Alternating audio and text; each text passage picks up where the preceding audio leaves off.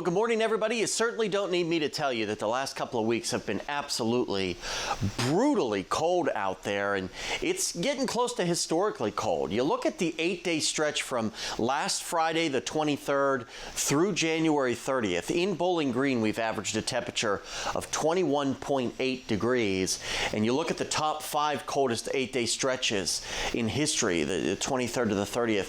1963 taking the cake, we averaged a temperature of just 11 degrees, which is crazy to think about. You look further down the list here to get to this number. It's top 20 or so. You see fifth here is 17.7, so not very far off of being in the top 10 here.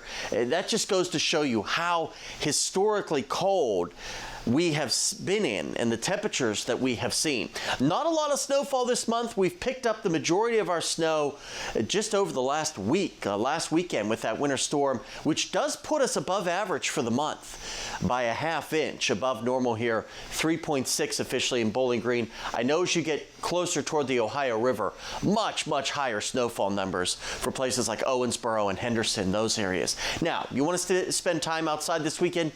You can, but do you really want to? And if you have to, maybe you're still chipping ice away or shoveling snow in your driveway, please bundle up and limit your time outside, because frostbite is a real concern with temperatures pretty much stuck in the teens all day long today. We could see a little bit of afternoon flurry activity. We have just enough of a fetch off of Lake Michigan to bring us some flurries, mainly east of the Tennessee River, I think, for much of that flurry activity that will not cause any issues or amount to anything other than just some flakes in the air.